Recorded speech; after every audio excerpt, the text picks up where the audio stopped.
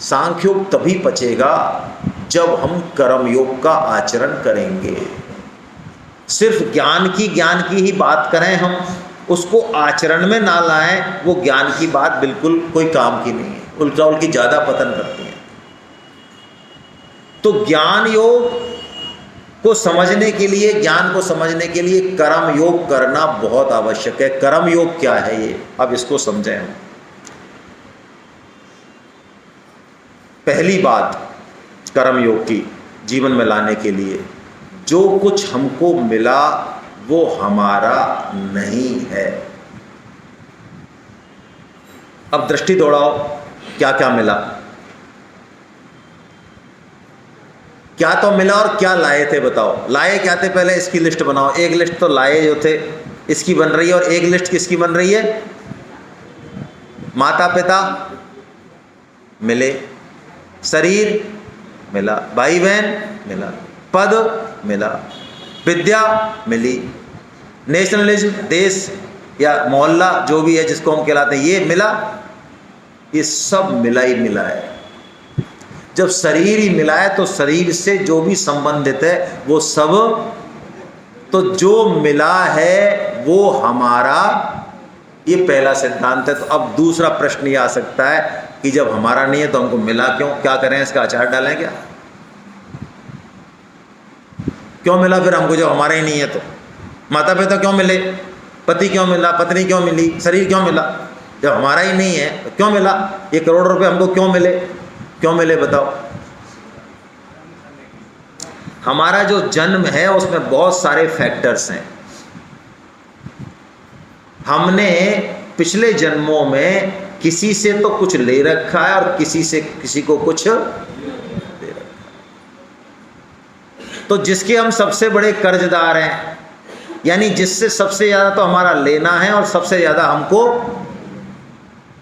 वो क्या बनते हैं आपस में? सबसे बड़े कर्जदार जो हैं आपस में, सबसे पति पत्नी बनते हैं। समझ में आ गई बात? यदि आपको लग रहा है कि हम तो जो है जिंदगी भर मर गए, करते करते ही मर गए आप, तो मान लो आप मुक्त हो रहे हो। हाँ देखो, कर्जा तो देना पड़ेगा, अभी मत दो, हाँ मत दो, अगले जन्म में फिर देना पड़ेगा किसी न किसी। अरे यहाँ तक कि बच्चा आएगा, आते ही हॉस्पिटल में भर्ती होगा, 10-15 दिन चक्री चढ़ाएगा आप सबको, आप ले टिफिन में जाओगे, बढ़िया आईसीयू में भर्ती कराओगे, 22 लाख का बिल भरेगा, और फिर वो टाटा बाय बाय करके अब आप रो और उस पर बैठ के। ये क्या है भाई? ये ऋणानुबंध है भाई। मान लें आप, हमारा किसी से लेना और किसी से देना बकाया, हमको नहीं पता क्या लेना है और क्या देना है, तो हम तो यही मान लें भैया ऐसा है, हमसे जो किसी को चुकना है हम चुका देते हैं। हम तो अब लेना किसका हमको नहीं पता, हमको किससे लेना, ठीक है अब लेना होगा वो दे देगा, नहीं दे तो मत दे, उसकी मर्जी। तो हम तो क्या करें, हमसे जो बने वो कर दें, सेवा कर दें, तो हम इसी जीवन में ऋण मुक्त हो जाएंगे। यही जीवन मुक्ति है। साधक कर्म योग की शुरुआत अपने घर से करता है। यदि कर्मयोगी पत्नी है, कर्मयोगी पति है, तो उसको एक दूसरे की सेवा करने में, घर का काम करने में कोई समस्या नहीं आएगी, कोई समस्या नहीं आएगी। और वो बदले में कुछ चाहेगा भी नहीं अंदर से। क्यों? आप किसी का कर्जा चुका रहे हो तो बोलो कर्जा ही तो चुका रहे हो, अब आपको कोई धन्यवाद देने की जरूरत है, देनो दे दो वैसी, बाकी तो आपने कर्जा ही तो चुकाया है भाई।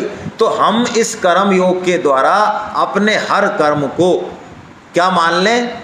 सेवा मान लें। बस ये हमारा 24 घंटे का भजन चालू हो गया। ये असली कर्म योग है। इसके लिए क्या जरूरी है? सबसे पहला श्लोक, 2 ही चीज़ों की चर्चा करूंगा मैं बस। क्या जरूरी है? कर्म योग का आचरण ठीक से हो, ठीक से हो। क्यों? इसमें कामना विक्षेप करेगी, हमारी सुख भोग विक्षेप करेगा। हमको जो ये आराम की आदत पड़ गई है, पुरुषों को और स्त्रियों को दोनों को ही, आज जो हमारी लाइफ स्टाइल है उसके मूल में सुख भोग की प्रवृत्ति है। देख लो आप घरों में। घोड़ा किसके लिए है? घोड़ा इसके लिए है कि हम उसकी पीठ पे सवार हो जाएं और वो हमको, इसके लिए ही है। अच्छा ऐसा हो जाए घोड़ा आपके ऊपर है और आप जा रहे हो तो कैसा रहे? हेलो, ऐसा ही हो गया है। ये विज्ञान और इसकी सुविधाएं ये हमारी खोपड़ी पे सवार हो गई हैं, आप मानो चाहे मत मानो। हमको लग तो रहा है कि हम घोड़े पे सवार हैं, घोड़ा हमारी खोपड़ी पे रखा है, उसके बिना मर जाएं हम। ये जो डिपेंडेबिलिटी है ना साइंस पे, इसके मूल में सुख भोग की प्रवृत्ति है। तो ये कामना जो है ना, सुख भोग की प्रवृत्ति, ये कर्म योग का आचरण नहीं करने देती। तो कर्म योग के आचरण के लिए दो चीजें पर चर्चा करेंगे। पहली, व्यवसायत्मका बुद्धि, जो सामने लिखा हुआ है। व्यवसायत्मका बुद्धि क्या मतलब है? किसी भी कारण से हमको गीता सुन के, सत्संग प्राप्त करके जीवन में कोई दुख आ जाए, हमारे जीवन का लक्ष्य डिसाइड हो जाए। जैसे मुझे गौरंगपाल साहब की बात याद आती है, ऐसा नहीं कि यहाँ बैठे इसलिए कह रहा हूँ, अचानक याद आई है। इनके जीवन में एक बहुत बड़ा एक्सीडेंट हुआ। उससे पहले इनको गीता की बात कहीं भी मिलती थी, ऑफिस में कोई अगल बगल का करता था तो इनकी भी हमारी जैसी आदत थी, उसको जो है चारों खाने चित्त जब तक नहीं कर दें इनको चैन नहीं पड़ता, सुनते ही नहीं थे, क्या भगवान क्या गीता।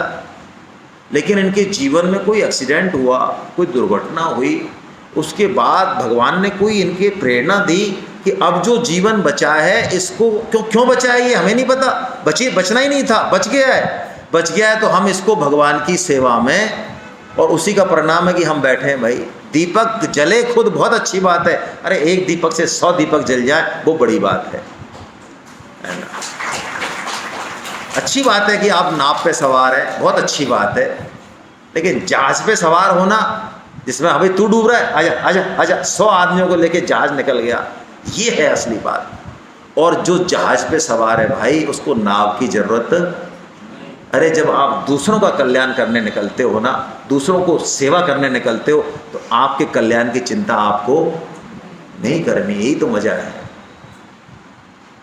बिना मान अपमान के ये गीता प्रचार में लगे रहते हैं। तो व्यवसायत्मक बुद्धि मतलब कोई जीवन में दुर्घटना हो, सत्संग हो, हमको ये लग जाए कि यार गई, अब जो गई जिंदगी, ये तो जैसे बिताई, अब हम भगवान का काम करेंगे, सारे ऑफिस का काम करेंगे, समाज का करेंगे, लेकिन लगेंगे भगवान की तरफ, तो कर्म योग चालू हो जाएगा आपका। ये वैसे ही है जैसे, मैं उदाहरण देता हूँ यही, कि आपका इकलौता पुत्र या इकलौती पुत्री आईसीयू में एडमिट हो, आपको समाचार मिले एक्सीडेंट हो गया, आईसीयू में भर्ती करा दी, और आप उसके पास जा रहे हो और 3 घंटे का रास्ता हो। उन 3 घंटे में आपकी जो मन स्थिति है वो अलग होगी। उस समय सुंदर लड़की दिखे रोड पे, कोई दिक्कत नहीं, आपकी मनपसंद मिठाई दिखे, कोई दिक्कत नहीं, पुलिस वाला आपकी गाड़ी को रोक के आपसे दुर्व्यवहार करे, है मिस्टर क्या गाड़ी चला रहे हो आप, कोई दिक्कत नहीं, आप सबसे निमट लोगे, बड़े अरे ठीक है यार, ठीक है यार, अरे मरने दो यार, अरे चलने दो भाई। आप कहीं भी डेविएट नहीं होंगे, क्योंकि लक्ष्य आपका, जो आईआईटी की सीरियसली तैयारी कर रहा है उसको कहना नहीं पड़ता यार तू पिक्चर मत देखे, हम देखे आते हैं, बहुत दिन हो गए, तू मत देखे, वो खुद ही मना कर देगा। और कोई ऐसा हो जिसको उधर लगन ही नहीं, वो पहले तैयार है, सबसे पहले जूता मोजा बांध के, भाई साहब आए नहीं, क्या जल्दी आओ भाई, बहुत अच्छी पिक्चर है। सीरियस जिस दिन हम जिंदगी के प्रति हो गए, अपने आप कर्म योग का आचरण होने लग जाए, 24 घंटे का। अब भगवान बता रहे हैं कि कर्म योग में सबसे बड़ी जो बाधा है वो है कामना,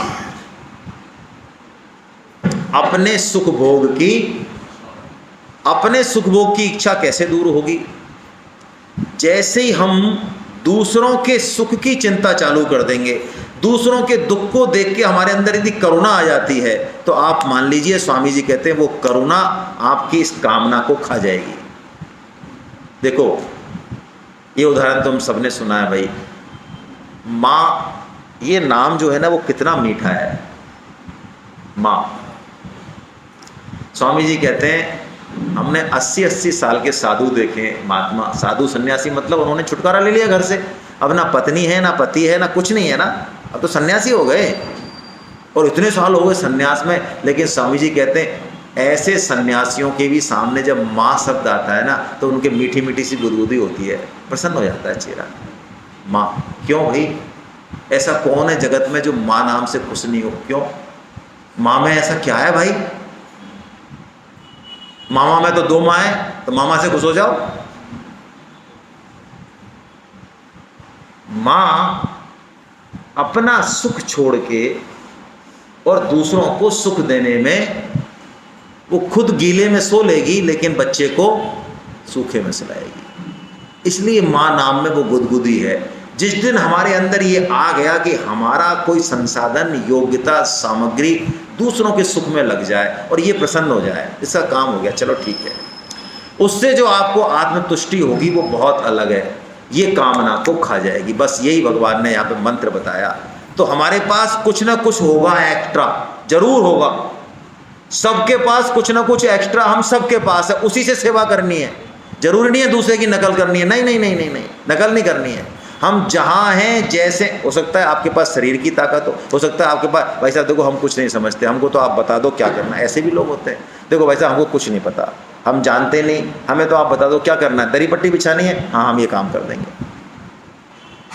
जैसा आपका व्यवहार है, जो संपत्ति है, उसी से सेवा करनी है, कर्मयोग पूरा हो जाएगा। हरे कृष्णा, हरे कृष्णा।